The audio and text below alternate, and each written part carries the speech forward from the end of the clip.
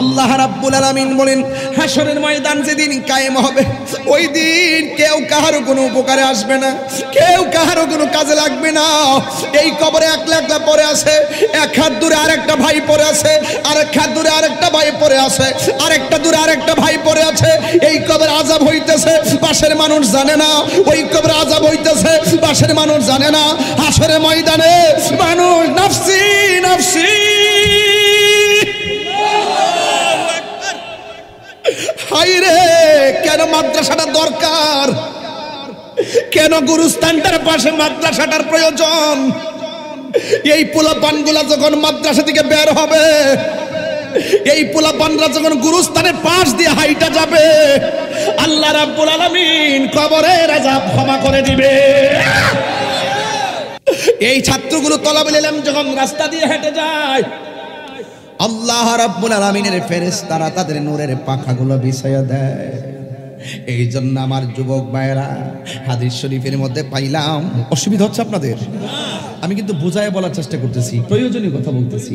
হাদিস শরীফের মধ্যে পাইলাম হাসরের ময়দান যেদিন কায়েম হবে, একটা কোরআনে হাফেজ 10 জন মতান্তরে 20 জনকে সুপারিশ করে জান্নাতে নিতে পারবে। বরকত না সুবহানাল্লাহ। এখানে বলছে ওয়ালা ইউকবালু মিনহা শাফা, আল্লাহ পাক কারো কাছ থেকে শাফাআত গ্রহণ করবেন না। কিন্তু হাফেজ শব্দের ব্যাপারে বলা হয়েছে ওরা পরিবারের মায়ের কুল, বাবার কুল, আত্মীয় কুল, সমাজের কুল 20 জনকে সুপারিশ করে জান্নাতে নিতে পারবে। আমি বিশ্বাস করি যারা মাদ্রাসায় টাকা দিয়ে ছাত্রদের মাথায় হাত বুলাইয়া দিতেছেন, এই হাত বৃথা যাবে না। এতিমের মাথায় হাত বুলাইয়া দিলে হাতের নিচে যতটা মাথার চুল থাকবে, আমার আল্লাহ রাব্বুল আলামিন সেই পরিমাণ সওয়াব আপনার আমলনামায় দিয়ে দিবে। আমার ভাইয়েরা, আমার যুবক ভাইয়েরা, এই জন্য আমি বলবো এই ছেলেগুলোকে সম্মান করলে লস হবে না। এখন প্রশ্ন হলো হুজুর জাহান্নামটা কেমন? গুরুস্থানের বাসগুলো ওপেন করো। আরে গত পরশুদিন আমার ভাই আলহাজ শাহ আলম খান ভাইয়ের আব্বাজান দুনিয়া থেকে বিদায় হয়ে গেছে। বিদায় হয়ে যাওয়ার পর যখন বিদায় হয়ে গেছে, আমি গুনাহগার জানাজার নামাজ পড়াইছি।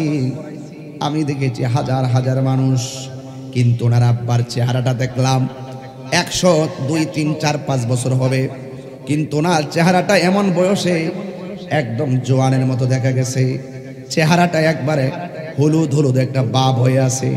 সারাটা গ্রাম দেখলাম, যতটা মানুষ রাস্তা দিয়ে গেছে সবাই বলতেছে অনেক ভালো মনের মানুষ ছিল। চেহারা দেখে অনুভব করে নিলাম রে বাবা। এই জন্য যুবক ভাইয়েরা আমার, ওই কবরস্থানে আমার ভাই তার বাবাকে চিরবিদায় দিয়ে এসেছে।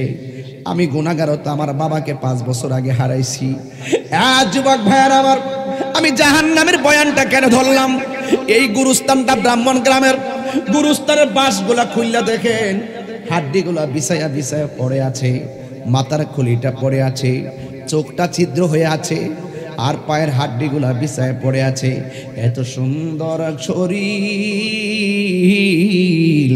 এত সুন্দর বডি কোথায় গেল রে? এ বন্ধু, যদিও শরীর দেখা যায় না, হাড্ডি পড়ে আছে, ওই কবরের ভিতরে আমার আল্লাহ জাহান্নামের হাওয়া ঢুকাইয়া দিয়ে রাখছে।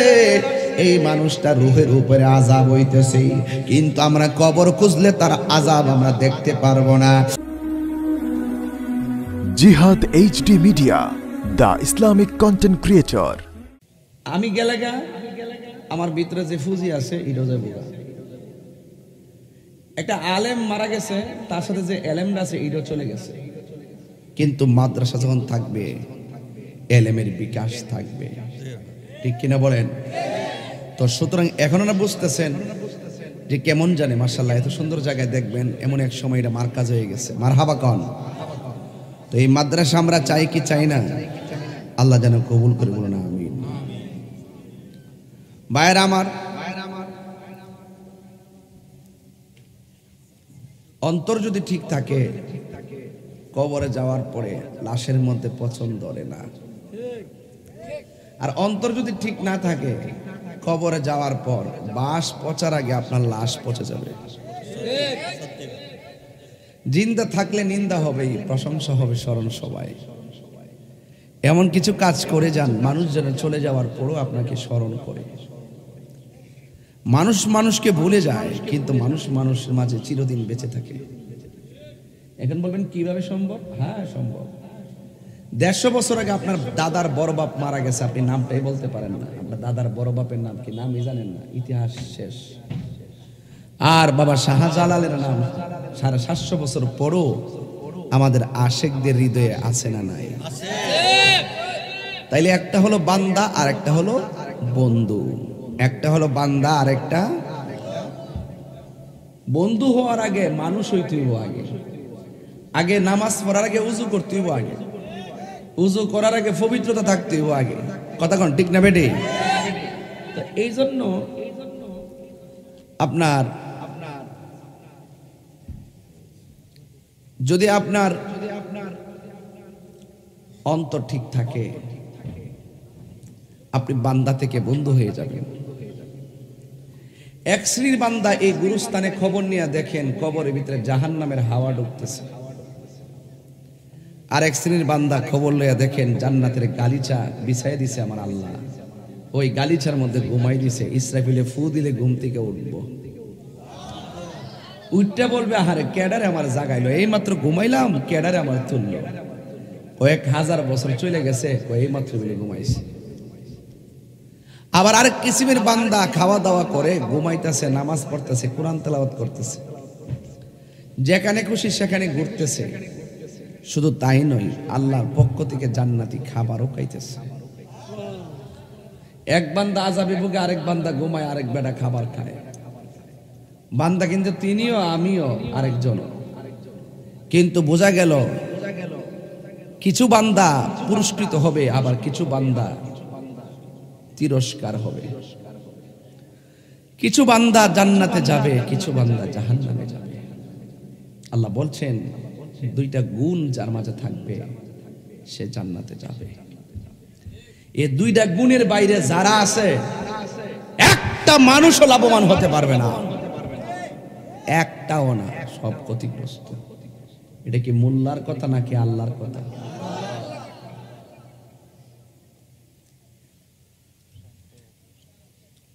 ইল্লাল্লাযীনা আমানু ওয়া আমিলুস সালিহাতি ওয়া তাওয়াসাউ বিল হাক্কি ওয়া তাওয়াসাউ বিস সবর।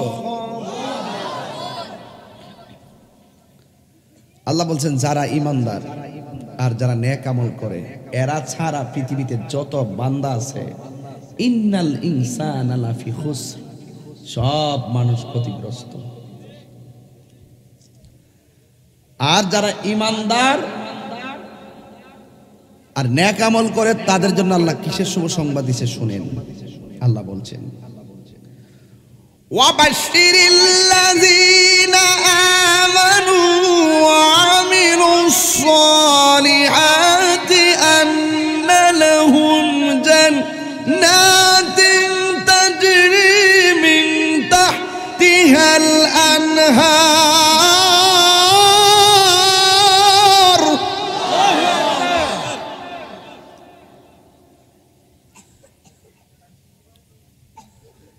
যারা ঈমানদার, যারা নেক আমল করে,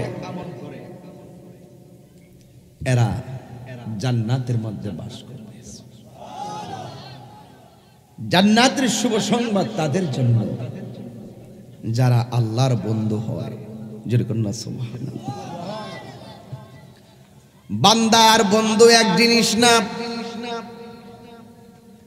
বান্দার মধ্যে কিছু বান্দা আল্লাহর বন্ধু হয়, আল্লাহর খাঁটি বান্দা হয়। আবার কিছু কিছু বান্দা আল্লাহর সঙ্গে নাফরমানি করে পশুর চাইতে আরো নিকৃষ্ট হয়ে যায়, পশুর চাইতে আরো নিকৃষ্ট হয়ে যায়। এই জন্য আল্লাহ রাব্বুল আলামিন বলেন আল্লাহু ওয়ালিয়ুল্লাযীনা আমানু ইউখরিজুহুম মিনাজ যুলুমাতি ইলান নূর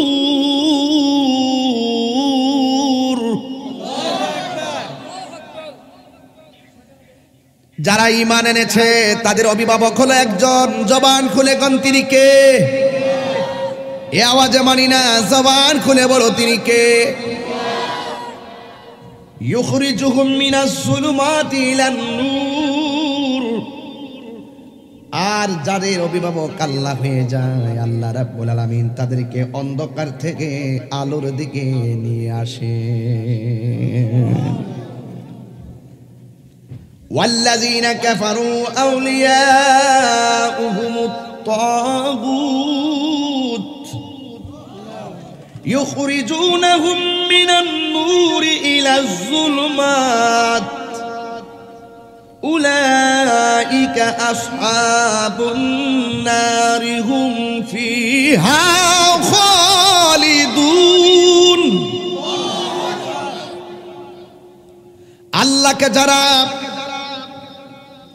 আল্লাহকে যারা বন্ধু বানাই, আমার আল্লাহ তাদেরকে অন্ধকার থেকে আলোর দিকে নিয়ে আসে।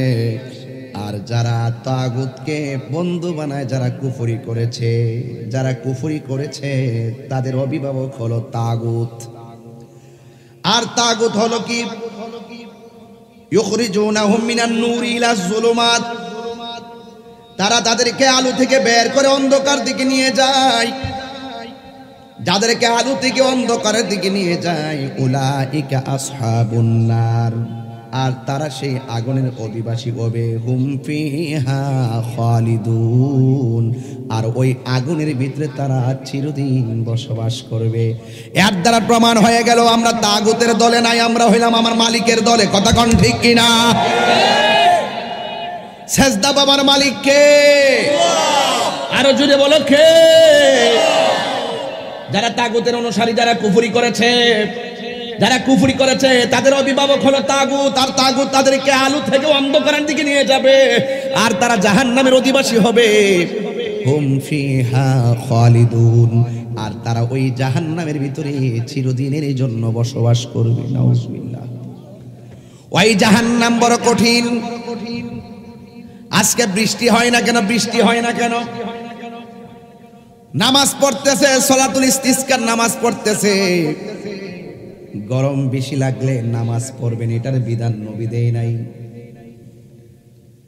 ফসলের মাঠ যখন চৌচির হয়ে যায়, ফসল যখন ধ্বংসের দিকে চলে যায়, মাঠঘাট যখন একবার ফাইটা চৌচির হয়ে যায়, তখন সাহাবায়ে কেরাম যায়া মাঠের ফসলা দিয়ার মাঠের সুবিধার জন্য বৃষ্টি কামনা করতেন। আল্লাহর হাবিব আল্লাহর কাছে দোয়া করতেন, আমার আল্লাহ সাথে সাথে আসমান থেকে বৃষ্টি নাজিল করে দিতেন। আবার এমন বৃষ্টি নামতো, যেই বৃষ্টি নামার পরে সাহাবায়ে কেরাম বলেন, ইয়া রাসূলুল্লাহ, বৃষ্টি বেশি নেমে গেছে, একটু বলেন না আল্লাহকে বন্ধ করার জন্য। যখন সাহাবীরা বলতো, আমার নবী একটা মুচকি হাসি দিয়ে সাহাবীকে বিদায় দিতেন। আর আমাদের দেশের ভিতরে গরম শৈল লাগে দিকা, সালাতুল ইস্তিসকার নামাজ পড়ে, দেখবেন যে এইগুলো এসির ভিতরে থাকে, এইগুলা যায় নামাজ পড়ে। আর গ্রামের মানুষ, কৃষকগুলো আমার জীবনে দেখি নাই এমন ভাবে। কৃষকরা আনন্দে ধান লইতে, এবার যে আনন্দে ধান নিতেছে, একটু গরম লাগলেও কয়ে চামড়ায় গরম লাগে, পেট শান্তি। গরম বেশি হইলেই যদি নামাজ পড়তেই হইতো, তাহলে সৌদি আরবে প্রতিদিন সালাতুল ইস্তিসকার নামাজ পড়তো। কথা কোন ঠিক না? সৌদি আরব পড়তো, আর অন্যান্য আরব কান্ট্রিগুলো পড়তো। এত গরম লাগছে, সালাতুল ইস্তিসকার নামাজ দাও, নামাজ পড়তো, দোয়া করতো। আমি সালাতুল ইস্তিসকার নামাজের বিরুদ্ধে না, এটা সুন্নাত, রাসূল পড়েছেন, আমরা পড়ব। অনেকে বলে আমি সালাতুল ইস্তিসকার নামাজের বিরুদ্ধে কথা বলছি। না, আমি সালাতুল ইস্তিসকার নামাজের বিরুদ্ধে কথা বলি নাই।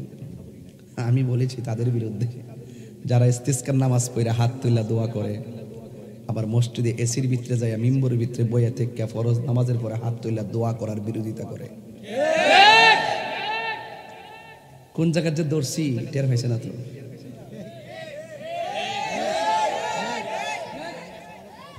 কি ঠিক আছে না? আমার কথা ঠিক আছে? হ্যাঁ, আমি কি সালাতুল ইস্তিসকার নামাজের বিরুদ্ধে কথা বলছি?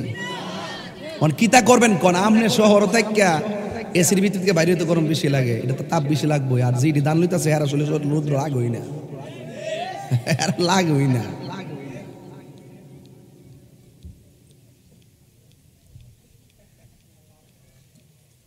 যাক, এত গভীরে যায় লাভ নেই। ফরজ নামাজের পরে দোয়া জায়েজ আছে না নাই? কিভাবে বলে ফরজ নামাজের পরে দোয়া করা বলে বেদাত? জানাজার পরেও দোয়া করা বেদাত। জানাজার পরে আমি তো নাম কই না, নাম কইলে বাইরে লয়ে যাবো, এজন্য কই না। নামের কাম না, বাদ দে। ইস্তেটা চিনে না, না চিনলি বালা, বাদ দে। কথা কোন ঠিক কিনা? কয়ালাইন কয় না, কয়ালে আবার নামাই দিয়ে নামারো, তোমরা আবার সমালোচনা করবে।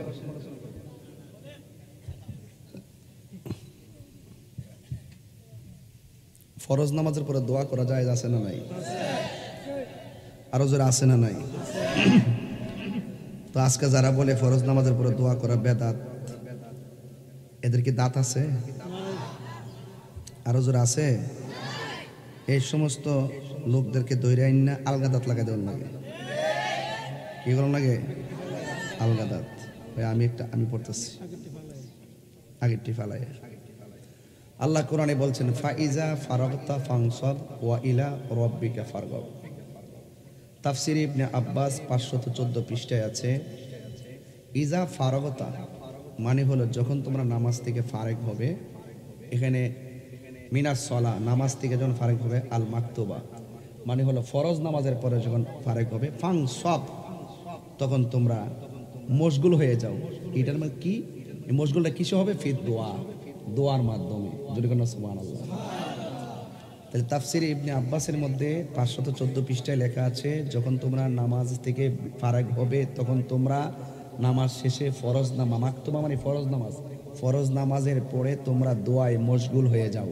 তাহলে মানে বোঝা গেল কোরআনের আয়াত টু তাফসীর দিয়ে আমরা প্রমাণ পেলাম ফরজ নামাজের পরে দোয়া করা জায়েজ। আরেকটা হাদিস হলো তিরমিজি শরীফের মধ্যে উল্লেখ আছে, 3249 নম্বর হাদিস। সেখানে হযরত আব্দুল্লাহ বিন আব্বাস রাদিয়াল্লাহু তাআলা আনহু নবী করিম সাল্লাল্লাহু আলাইহি ওয়াসাল্লাম থেকে বর্ণনা করেছেন, আল্লাহ তাআলা তাকিদ করে বলেছেন যে, হে মুহাম্মদ সাল্লাল্লাহু আলাইহি ওয়াসাল্লাম, যখন আপনি নামাজ থেকে ফারিগ হবেন তখন এ দোয়া করবেন যে, হে আল্লাহ, আমি আপনার নিকট ভালো কাজের তৌফিক কামনা করছি এবং মন্দ কাজ থেকে বিরত থাকার ব্যাপারে সাহায্য চাচ্ছি এবং আপনার দরবারে মিসকিন অর্থাৎ আল্লাহওয়ালাদের মহব্বত কামনা করছি। জোরকান মারহাবা। এখন এখানেও তিরমিজি শরীফের মধ্যে হাদিস পাইলাম, নামাজের পরে, নামাজ থেকে ফারেক হওয়ার পরে দোয়ার কথা বলা আছে। এখন তারা প্রশ্ন করে যে রাসূলুল্লাহ সাল্লাল্লাহু আলাইহি ওয়াসাল্লাম হাত তুইলা দোয়া করে নাই। এটা আসেন বুখারী শরীফের 6341 নম্বর হাদিসের মধ্যে আসছে।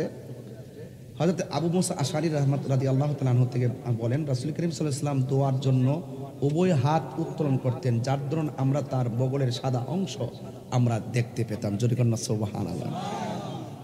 বগলের শুভ্রতা আমরা লক্ষ্য করতাম। জোরে বলেন না সুবহানাল্লাহ। তাইলে বোঝা যায় আল্লাহর হাবিব সাল্লাল্লাহু আলাইহি সাল্লাম নামাজের পরে হাত তুলে দোয়া করেছেন। এখন তারা বলে কি সম্মিলিতভাবে ভাই আসছে, ধরছে একটা ভাই ভাই আসেন আসেন, এই বাইরে চাকরি দিতে বসে আসেন, এই বলুন একটু আগে বাবা। মন খাওয়া দাওয়া হয়েছে ভাই? আচ্ছা, আরেকটা হাদিস তিরমিজি শরীফ থেকে, আরেকটা হাদিস হযরতে তিরমিজি শরীফের 357 নম্বর হাদিসটা হযরত সাউবান রাদিয়াল্লাহু তাআলা আনহু থেকে বর্ণিত। রাসূল খুদা সাল্লাল্লাহু আলাইহি ওয়াসাল্লাম বলেন, কোনো ব্যক্তি লোকদের ইমাম হয়ে, যদি কোনো ব্যক্তি অনেক লোকের ইমাম হয়ে এমন হবে না যে সে তাদেরকে বাদ দিয়ে দোয়াতে কেবল নিজেকেই নির্দিষ্ট করে। যদি কোনো ব্যক্তি ইমাম হয়, অনেক লোকের ইমাম হয়, তার উচিত হবে না শুধু নিজের জন্য দোয়া করা, তার উচিত হবে সে তাদের সহিত সে যেন দোয়াতে যদি অন্যান্য লোকদেরকে বাদ দিয়ে যদি সে নিজের জন্য দোয়া নির্দিষ্ট করে, সে যেন সবার সঙ্গে বিশ্বাসঘাতকতা করলো। তার মানে বোঝা গেল রাসূল সাল্লাল্লাহু আলাইহি ওয়াসাল্লাম ইমামতি করলে শুধুমাত্র একলা একলা দোয়ার জন্য উৎসাহ করেন নাই, বরং যারা একা একা দোয়া করে সকল জামাতের লোকদেরকে বাদ দিয়ে তাদেরকে বিশ্বাসঘাতকতা বলছেন। তো সুতরাং ইমাম সাহেবের উচিত হবে, হে আল্লাহ তুমি আমার মাফ করো, তুমি আমাদেরকে মাফ করো। জোরে বলেন সুবহানাল্লাহ। তাইলে সবাইকে উদ্দেশ্য করে দোয়া কথা এখানে আছে, তার মানে এর দ্বারা প্রমাণ হয় সম্মিলিত দোয়াও জায়েজ আছে। তাহলে এতগুলো দলিল থাকার পরে যারা বলে যে ফরজ নামাজের পরে দোয়া করা যাবে না, এটা বেদাত হবে, এবং যারা বলে এটা করা যাবে না, আমি তাদের বিরুদ্ধে বলছি, আমি সালাতুল ইস্তিসকার বিরুদ্ধে বলি নাই। সুতরাং আমি এমনে ধরি নাই। আপনি হাজার মানবতার কাজ করতে পারেন। আমাকে গতকালও একজন আমাকে অনলাইনে মেসেজ করছে যে তিনি একজন বড় হুজুর, আপনি ওনার বিরুদ্ধে ভেবে বললেন। আমি কেউ ভাই, আমার কথা হইল উনি যদি শরীয়ত, তরিকত, হাকিকত, মারেফত, কোরআন সুন্নাহর আলোকে সীমাবদ্ধতার ভিতরে থাকে, তাইলে আমি ওনাকে বড় হুজুর মানব। যদি উনি সীমাবদ্ধতার বাহিরে কথা বলে আমি কি মানতে পারবো? তো যেই লোকটা বলছে ফরজ নামাজের পরে হাত সম্মিলিত দোয়া করা বেদাত, রাসূল নাকি একটা হাদিসও নাকি নাই। আমি যে এতগুলো হাদিস কোরআনের আয়াত থেকে তাফসীর থেকে এই পর্যন্ত পড়লাম, যে এটা একা করা জায়েজ, এটা সম্মিলিত করাও জায়েজ। কথা কোন ঠিক না বেটে? তো সুতরাং যিনি এই কথা বলছেন যে ফরজ নামাজের পরে সম্মিলিত দোয়া করা যাবে না, তিনি আবার ওই দিন বলছে যে রাসূল করিম সাল্লাল্লাহু আলাইহি ওয়াসাল্লাম নবুয়ত 40 বছর পরে নবুয়তি পাওয়ার পরে নবী হইছে, এর আগে নাকি নবী ছিল না। তাইলে সেই শুধুমাত্র একটা আমলের বিরোধিতাই করে নাই, আমার রাসূল পাকের জাতের বিরোধিতা করেছে। কথা কোন ঠিক কিনা? এখন এই কসবাবাসীর কাছে আমার একটা প্রশ্ন, মনে করেন আমি অনেক দান করি, আমি অনেক মানবিক কাজ করি, এখন আমি যদি নবীর বিরুদ্ধে কথা কই, আমার এই মানবিক কাজের দাম আছে? আমার নামাজের দাম আছে? পাবলিকের ধরছে ভূতে, পাবলিক মনে করে জারি এত টাকা দান করতেছে, কি কত উন্নতি করতেছে, আর ওই দিক দিয়া নবী বিদ্বেষীর প্রোটেকশন দিতেছে। কথা কোন ঠিক না বেঠিক? এই জন্য আল্লাহ কোরআনের মধ্যে এভাবে বলছেন যে যারা আল্লাহকে ছাড়া যারা কুফরি করেছে তাদের বন্ধু হলো তাগুত, আর তাগুতের কাজ হলো তাদেরকে আলো থেকে অন্ধকারের দিকে নিয়ে যাবে, আলো থেকে অন্ধকারের দিকে নিয়ে যাবে, এবং তারা সেই আলো, সেই অন্ধকারের মধ্যে তারা বসবাস করবে। হুম ফিহা খালিদুন, এবং তারা সেই অন্ধকারে চিরদিন বসবাস করবে। এই জন্য আল্লাহর সঙ্গে শরীক করা যাবে, আল্লাহর বিধানের লঙ্ঘন করা যাবে না। ভাইরা আমার, এরপর আসেন, জাহান্নাম তো বড় ভয়ঙ্কর। আপনাদের ব্রাহ্মণ গ্রামে চুলার আগুন ধরায় কি দিয়া? কথা কয় না। আর আল্লাহ রাব্বুল আলামিন বলছেন যারা কুফরি করবে, যারা আমি আল্লাহকে ছাড়া অন্য কোনো তাগুতের অনুসরণ করবে, তাদের ব্যাপারে আল্লাহ বলছেন ওয়াকুদুহান নাসু ওয়াল হিজারা উইদ্দাত লিল কাফিরিন।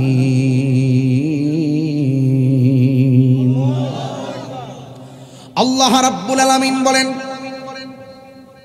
যারা আমি আল্লাহর সঙ্গে কুফরি করবে, যারা আমি আল্লাহর সঙ্গে নাফরমানি করবে, আল্লাহ রাব্বুল আলামিন বলেন আমি আল্লাহ তাদেরকে দিয়ে জাহান্নামের লাকড়ি বানাবো, আমি তাদেরকে দিয়ে জাহান্নামের আগুন ধরাবো। জাহান্নামের আগুন ধরাবে আল্লাহ মানুষ দিয়া, জাহান্নামের আগুন ধরাবে আল্লাহ পাথর দিয়া। এই জন্য আল্লাহ রাব্বুল আলামিন বলেছেন যে এই আগুন দিয়া আমি আল্লাহ যেমন আগুন মানুষ দিয়ে আগুন ধরাবো, ওই আগুনের ভিতরে যারা বসবাস করবে এরা সবাই হলো কাফের। কথা বলেন ঠিক কিনা? যারা আল্লাহকে অস্বীকার করে তারা কি? যারা নবীর অস্বীকার করে তারা কি? এই জন্য কাদিয়ানীদেরকে আমরা কাফের মনে করি কেন? কাদিয়ানীরা আমার নবীকে শেষ নবী মানে না, এই জন্য শেষ নবী না মানার কারণে এরা নামে মুসলমান, হাকিকতে বেঈমান। কথা কোন ঠিক কিনা?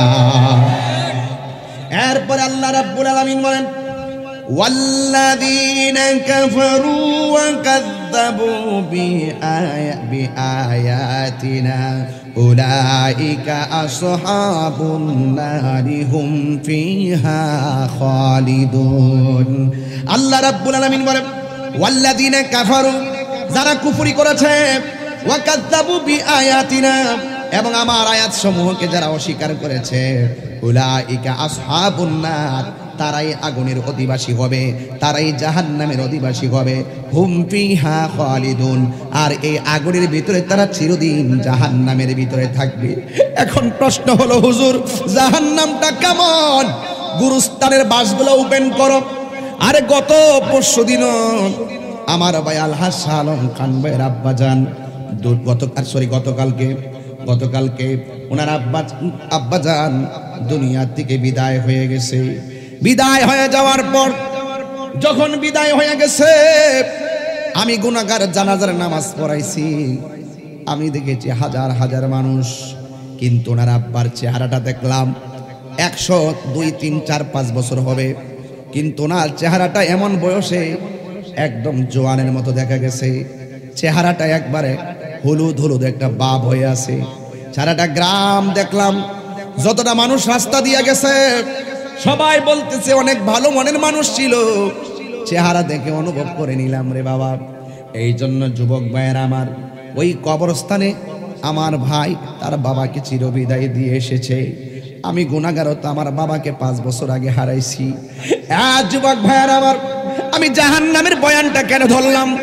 এই গুরুস্থানটা ব্রাহ্মণ গ্রামের গুরুস্থানের বাঁশগুলা খুললা দেখেন, হাড্ডিগুলা বিছায়া বিছায়া পড়ে আছে, মাথার খুলিটা পড়ে আছে, চোখটা ছিদ্র হয়ে আছে, আর পায়ের হাড্ডিগুলা বিছায়া পড়ে আছে।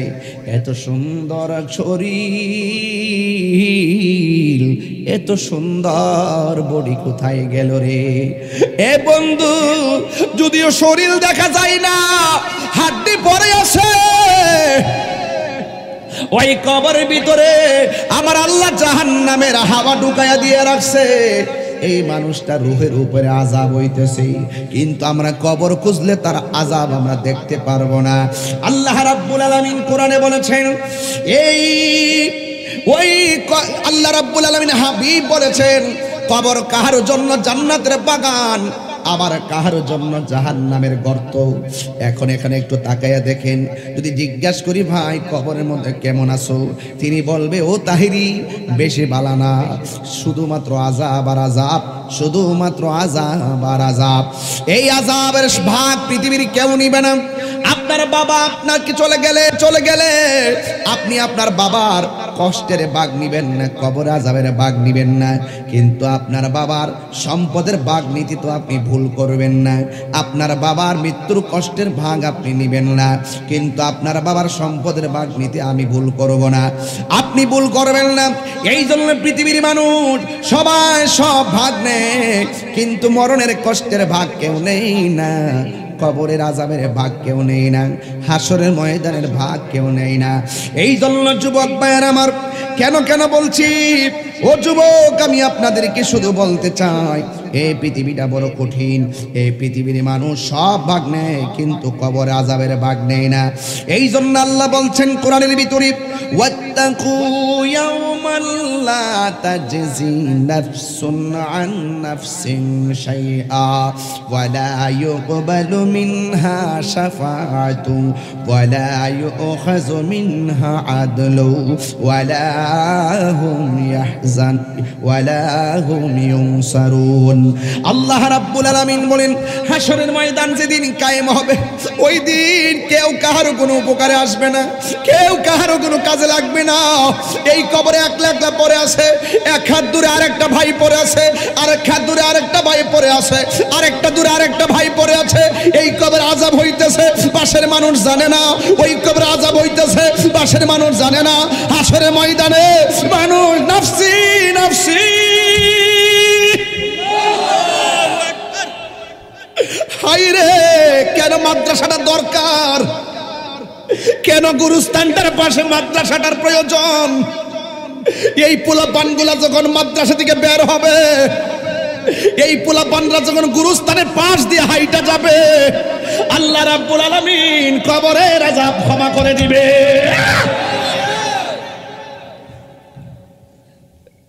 এই ছাত্রগুলো তলাবুল ইলম যখন রাস্তা দিয়ে হেঁটে যায়, আল্লাহ রাব্বুল আলামিনের ফেরেশতারা তাদের নূরের পাখাগুলো বিছায়া দেয়।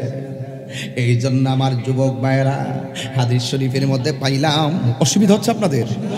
আমি কিন্তু বুঝায় বলার চেষ্টা করতেছি, প্রয়োজনীয় কথা বলতেছি। হাদিস শরীফের মধ্যে পাইলাম হাসরের ময়দান সেদিন কায়েম হবে, একটা কোরআনে হাফেজ 10 জন মতান্তরে 20 জনকে সুপারিশ করে জান্নাতে নিতে পারবে। বরকত না সুবহানাল্লাহ। এখানে বলছে ওয়ালা ইউকবালু মিনহা শাফা, আল্লাহ পাক কারো কাছ থেকে শাফাআত গ্রহণ করবেন না। কিন্তু হাফেজ সাহেবদের ব্যাপারে বলা হয়েছে ওরা পরিবারের মায়ের কুল, বাবার কুল, আত্মীয় কুল, সমাজের কুল 20 জনকে সুপারিশ করে জান্নাতে নিতে পারবে। আমি বিশ্বাস করি যারা মাদ্রাসায় টাকা দিয়ে ছাত্রদের মাথায় হাত বুলাইয়া দিতেছেন, এই হাত বৃথা যাবে না। এতিমের মাথায় হাত বুলাইয়া দিলে হাতের নিচে যতটা মাথার চুল থাকবে, আমার আল্লাহ রাব্বুল আলামিন সেই পরিমাণ সওয়াব আপনার আমলনামায় দিয়ে দিবে। আমার ভাইয়েরা, আমার যুবক ভাইয়েরা, এই জন্য আমি বলবো এই ছেলেগুলোকে সম্মান করলে লস হবে না। আপনি যে খাইতেছেন 5 জনের রান্না করলে 7 জনে খাইতে পারে, কথা কোন ঠিক কিনা? তো আমুল ওয়াহিদ ইয়াকফিল ইসনাইনে, একজনের খাবার 2 জনের জন্য যথেষ্ট। এই জন্য এই খাবারটা বৃথা যাবে না। মাদ্রাসা দান করতেছেন মনে করবেন না এই দানটা বুঝি লস হয়ে গেছে, না না। আস-সাখিয়ু হাবিবুল্লাহ, দানশীল ব্যক্তি হলো আল্লাহর বন্ধু। হাসরের ময়দান যেদিন কায়েম হবে, বন্ধুরে আমার ও ব্রাহ্মণ গ্রামের বাবা, হাসরের ময়দান যেদিন কায়েম হবে, সেই দিন মানুষ নাফসি নাফসি বলে কাঁদবে। আল্লাহ রাব্বুল আলামিন বলেন, ফাকাইফা ইযা জামানাহুম লিয়াউমিন লা রাইবা ফি ওয়া ওয়ফিয়াত কুল্লু নাফসিম মা কাসাবাত ওয়া হুম লা ইউযলামুন। ওই দিনটাকে তোমরা ভয় করো। ওই দিনটা কেমন হবে? যখন আল্লাহ তোমাদেরকে একত্রিত করবে, যেই দিন আমার আল্লাহ রাব্বুল আলামিন তোমাদেরকে দুনিয়াতে যা করেছো তার প্রতিদান তোমার হাতে দিয়ে দেওয়া হবে।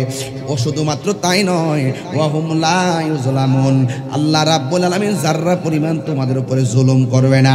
এই দুনিয়ায় যা করেছো হাসরের ময়দানে তাই পাবে। এই জন্যই তো আমার আল্লাহ রাব্বুল আলামিন কোরআনে বলেছেন, ফামাইয়ামাল মিসকালা যাররাতিন খায়রান ইয়ারা ওয়া মাইয়ামাল মিসকালা যাররাতিন শাররান ইয়ারা। কি মাদ্রাসা ছাত্র নাকি ওরা? হ্যাঁ, দাঁড়াও একটু, দাঁড়াও। মাশাআল্লাহ, একটু দাঁড়াও তো। হ্যাঁ হ্যাঁ, অনেক সুন্দর সবুজ পাগড়ি, মারহাবা বলবেন না? আল্লাহু আকবার। এই ছেলের মা গুলো কত স্বপ্ন করে, বসো বাবা তোমরা বসো, দেখে খুব ভাল লাগলো।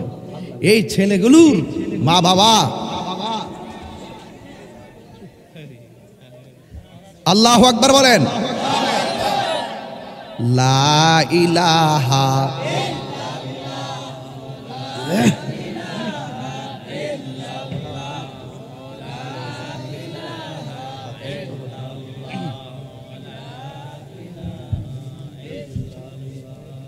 লা ইলাহা, দেন ভাই দেন, অসুবিধা নেই।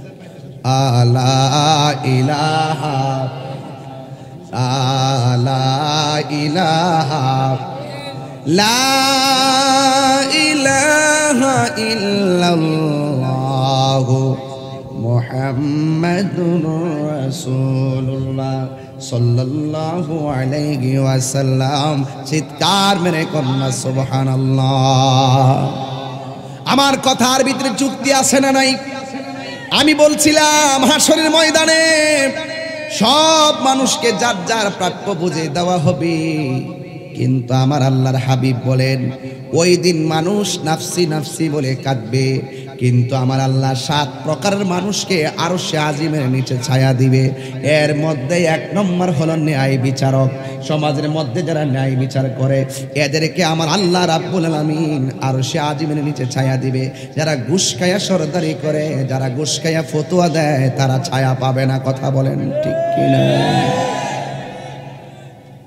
আমরা দেশে কিছু মৌলবী আছে টিয়া খায়া ইমান বেচালা,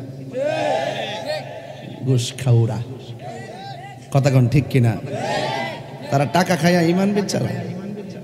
আবার এমন এমন একটা ভাব ধরে সবার লগেই আছে, তোমার লগও আছি, তোমার লগও আছি, উপরে ফিট ফাট ভিতরে আমদানি কর না, উপরে ফিট ফাট ভিতরে আর একটা মাওয়া ঘাট বলি বাইরে আমাদের ইটিবালা সদরঘাট, ভিতরে সদরঘাট। ওই সদরঘাটে যেমন বহুরূপী লোক ঘুরে, এর মনের ভিতরে বহুরূপী লোক বাস করে। তোমার লোকে গেলে তুমি, আমার লোকে আইলে এরা হলো মুনাফিক নাম্বার 1। ঠিক কি না বলেন? এই মুনাফিক ব্রাহ্মণ গ্রামে আসে না নাই? তবে ধরা যায় না, সব সমাজে আপনার লাগা তো আছে মুনাফিক। হাসতে হাসতে মুনাফিকি করে, কিন্তু মুনাফিকদের জায়গা হবে জাহান্নামের সর্বনিম্ন স্তরে। কথা বলেন ঠিক কিনা? 1 নম্বর হলো যারা ন্যায় বিচার করে। 2 নম্বর যাদের মনটা মসজিদে পড়ে থাকে। আর আমরা দেশের মানুষ, তাদের মনটা বাজারে পড়ে থাকে। বাজারে গেলে দেখবেন গড়ির কাটার দিকে তাকাবে না, মসজিদে গেলে দেখবেন বারবার গড়ির কাটার দিকে তাকাবে। তাকায়া বলবে, ইমাম সাহেব নামাজের সময় শুনি, ইমাম সাহেবকে 2 মিনিট এসে দেয়, লাইন অসুবিধা নাই, সূরাটা একটু লম্বা করে রইল। ঠিক কিনা বলেন? ইন্নাল মুনাফিকিনা ফি দারকিল আসফালি মিনান নার।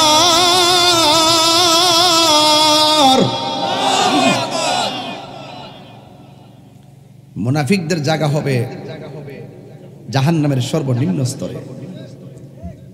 ঠিক কিনা? সবচাইতে বেশি মুনাফিক সাপ্লাই হয় বাজারে।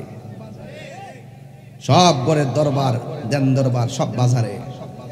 রাসূল বলেন বাজার হলো সবচাইতে নিকৃষ্ট জায়গা, আর সবচাইতে উত্তম জায়গা হলো আল্লাহর ঘর মসজিদ। রাসূল বলেন ওই মসজিদের প্রতি যার মনটা পড়ে থাকে, জিকিরি করলে যার মনটা পাগল হয়ে যায়, ইবাদতটা ছুটে গেলে মনটা খারাপ হয়ে যায়, ইবাদতটা করতে পারলে মনটা শান্তি লাগে। এইরকম ইবাদতের টেস্টফুলি পারসনদের জন্য আল্লাহ রাব্বুল আলামিন আরশে আজিমের নিচে ছায়ার ব্যবস্থা করে দিবেন। 3 নম্বর আস-সাখী, যারা দানশীল ব্যক্তি, যারা দান করে, এদের জন্য আল্লাহ রাব্বুল আলামিন আরশে আজিমের নিচে ছায়ার ব্যবস্থা করবেন। আপনি তো মনে করতেছেন দান করলে মনে হয় ধন কমে, আসলে কি কমে না বাড়ে? আরো জোরে কমে না বাড়ে? গতকাল মাহফিল ছিল নারায়ণগঞ্জ সিদ্ধিরগঞ্জ জালকুড়িতে, হাজার হাজার মানুষ। একটু শেষ বেলা কালেকশনে হাত দিয়েছি, 7 লক্ষ টাকা উঠে গেছে।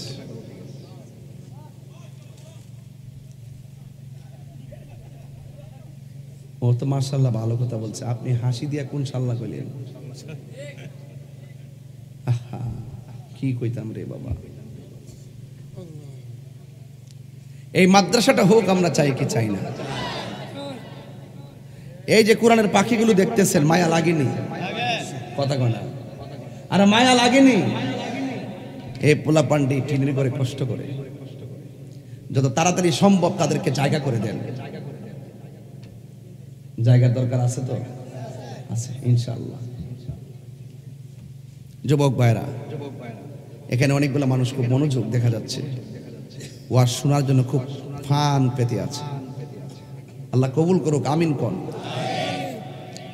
হাসর মাঠে কেউ কার কোনো উপকারে আসবে? 3 নম্বর। 4 নম্বর হইল আল্লাহর জন্য কেউ কাউকে ভালোবাসে। আমি সালম ভাইকে ভালোবাসি, তিনি নবীকে ভালোবাসেন। এই জন্য আমি যদি নবীকে ভালো না বাসতাম, আমাকে কি তিনি ভালোবাসতেন? বাসতেন না।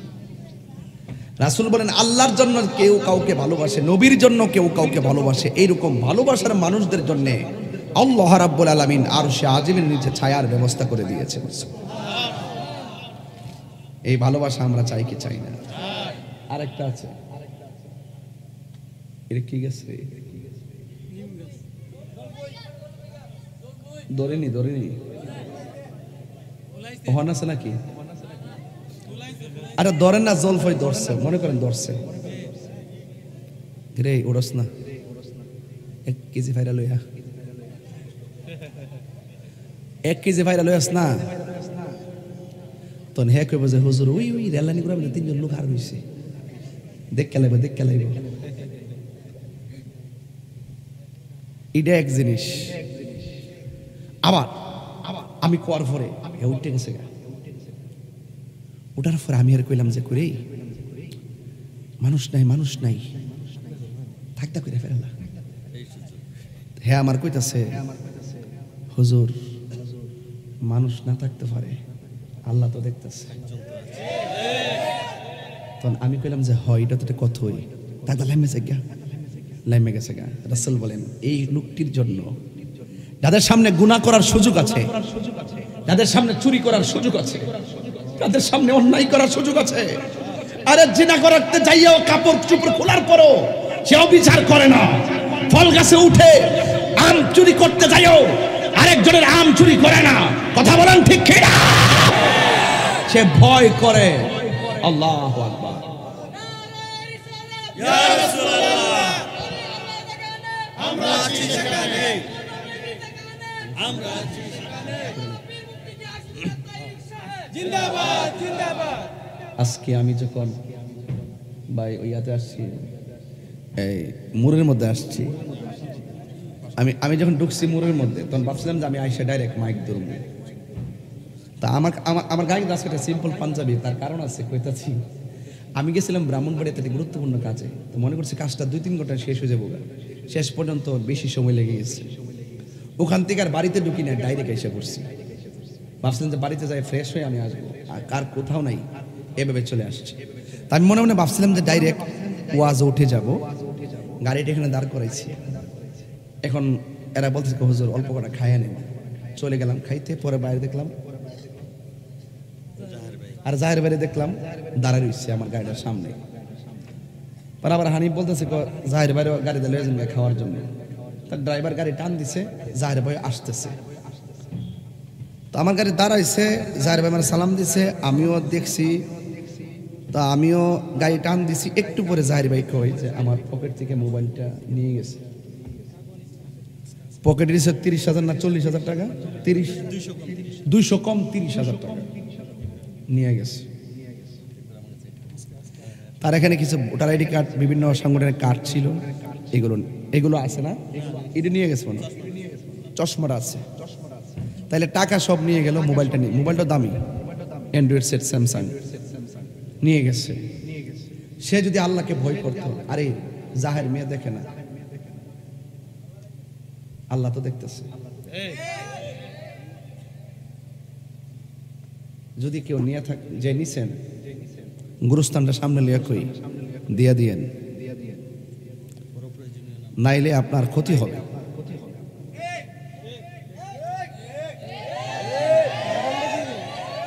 অন্তত আমি কোনোটা আমি বাদ দিতে চাই না, আমি চাই সব দিয়ে দেন, কিছু বলবো না। মোবাইলটা 5 থেকে 6,000 নাম্বার আছে। উনি ব্যবসায়ী মানুষ, উনি সাংগঠনিক মানুষ, উনি দানবীর মানুষ, ওনার অনেক জায়গার নাম্বার আছে। আপনি মোবাইলটা অন্তত পক্ষে যে জায়গা দিয়া গেলে আমাদের পরিচিত কেউ নজরে পড়লো, বুঝবে যে এটাই মুখের মোবাইলটা দিয়ে দিবে, দিয়ে উপরে আমার ছবিও আছে, মুফতি গোলাম কিবরিয়া সাহেবের ছবিও আছে। আল্লাহর রাস্তায় ফাওয়ার ধরে কই দিয়ে দিয়ে শুনেন। আমি গতকাল হিসাব করে দেখলাম আমি প্রায় 2.5 কোটি টাকার মালিক। কত? গতকাল আমি দেখলাম যে 2.5 কোটি টাকার মালিক। না, ওখান যদি দুদুক শুনে আমার আইব ধরত। এটা টাকা না, মানে আমার যে কিডনি আছে, বাল্ব আছে, এগুলো বেচলে আর কি, এটা হিসাব করে দেখছি।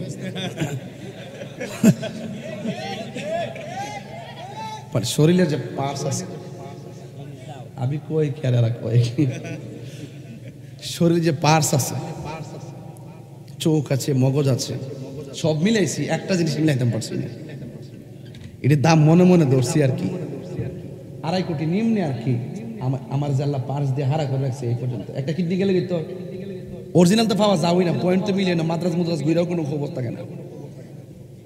গতকাল দেখছি এক রুগী ঢুকছে, আমার এক পরিচিত, আমার ভক্ত দীপুর আম্মা, ডায়ালিসিস করাইতেছে, আইসিইউতে ঢুকাই রাখছে, অবস্থা ভয়াবহ, খুব কঠিন অবস্থা। কিডনি আছে, বাল্ব আছে, চোখ আছে, মগজ আছে, হাত পা আছে, এইগুলোর হিসাব মিলে লাস্টে একটা হিসাব মিলে তেমন পারছি না। এটা হইলো মগজের উপরে যে সারার নিচে যে মগজটার যে বাইন্ডিং দিছে রক দিয়া, এই রক গুলা নাকি কয়েক বিলিয়ন কিলোমিটার, কয়েক বিলিয়ন কিলোমিটার লম্বা।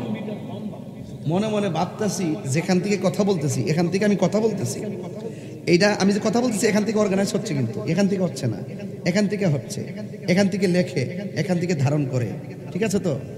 তো এখান থেকে যে লিখতেছে তো বুঝতেছে, তো এখান থেকেই কথা বের হচ্ছে। ওই যে কারেন্টের তার দেখেন এখান থেকে এখানে আসছে, হিসাব মিলে দেন কত টাকার গজ হইব। আর এই তার যে সার্কুলেশন দিয়ে আমাকে বাইন্ডিংটা করছে কত বিলিয়ন, কত কিলোমিটার লম্বা। হুজুর জিকির করবেন, এটা তো আসই। আজকে কেউ যাইতো না, আমরা যে আরামে বইছি, এটা একটা খানকার মাহফিলের মতো, ঠিক না? মানে সত্যি করে ভালো লাগতেছে নি? আর লাস্টে জিকির করলে কি তোমার সুবিধা দিব? আজকে আমরা সবাই বইয়া থেকে ফিলিস্তিনে লেগে দোয়া করে যাবো, আমিন কর নাকি লেগা? আরে ঠিক আছে তো, বুঝতেছি তো বাবা।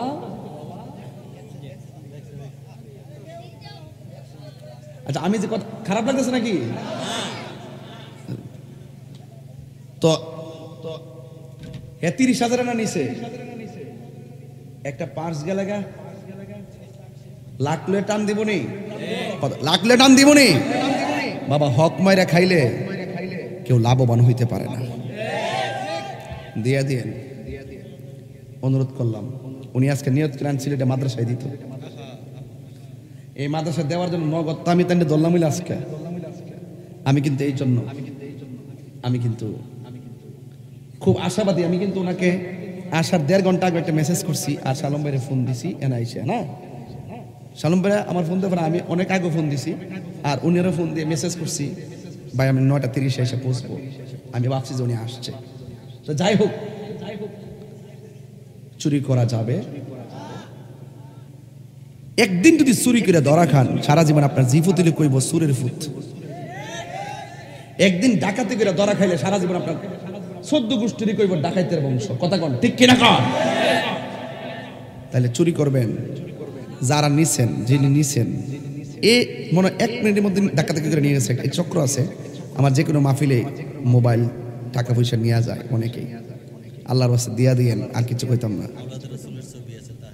তার সৌজের ছবি আছে, আওলাদের রাসূলের, ধ্বংস হয়ে যাবেন, দিয়ে দিয়েন। যাই হোক, আমাকে কমিটিরা বলছে হুজুর একটু জিকির করবেন। আমি জিকির করব। করার আগে আমি একটা কথা কইতাম চাই। আমি যে কথা বলছি, যতক্ষণ কথা বলছি কোরআন হাদিসের বাইরে কথা বলছি, পায়ে ধরে বইলা দিয়া যায়। আসল গড়টাতে যাওয়ার আগে পচা বীজ মাটিতে লাগাইলে যেমন করে গাছ উঠে না, পচা বীজ মাটিতে লাগাইলে যেমন করে গাছ উঠে না, দুনিয়াতে থাইক্কা আল্লাহর সঙ্গে নাফরমানি কইরা, নবীর সঙ্গে বিয়াদবি কইরা, ওলি আল্লাহর সঙ্গে গাদ্দারি কইরা কবরে যাইয়া জান্নাতের বিছানা পাওয়া যাবে না। যা করতেইব দুনিয়া থাইক্কি করতেইব। কথা কোন ঠিক কিনা? মরার পরে কিছু নাই, মরার পরে হইল শুধু হিসাব। আর ছেলে লাল শার্ট কথা বসো না। একটা মাহফিল আইছি, বেচারা টাকা লয়ে গেছে, মোবাইল লয়ে গেছে। এই লজ্জা রাখবো কোথায়? এই লজ্জা রাখবো কোথায়? আল্লাহর রাস্তায় ফালাই দিয়ে যায় কোন এক জায়গাত, তাইলে আমার কাছে দিয়েন, জীবন আপনার নাম কইতাম না। তওবা করে দিন, আল্লাহ যেন হেদায়েত নসিব করে, আমিন কর। আমাদের কাতার খান গ্রুপের মান্যবরের চেয়ারম্যান, বিশিষ্ট শিক্ষানুরাগী এবং দানবীর, আমার শ্রদ্ধাভাজন বড় ভাই আলহাজ শাহ আলম খান ভাই, তিনি এসেছেন। ওনার আব্বারে গতকাল দাফন করছে, আজকে তিনি 3 দিনে পার হয় নাই, তিনি কিন্তু আজকে মাহফিলে আসছে। আমরা দোয়া করি আল্লাহ যেন ওনার আব্বার কবরটাকে যেন জান্নাতের বাগান বানায় দেয়, আমিন কোন।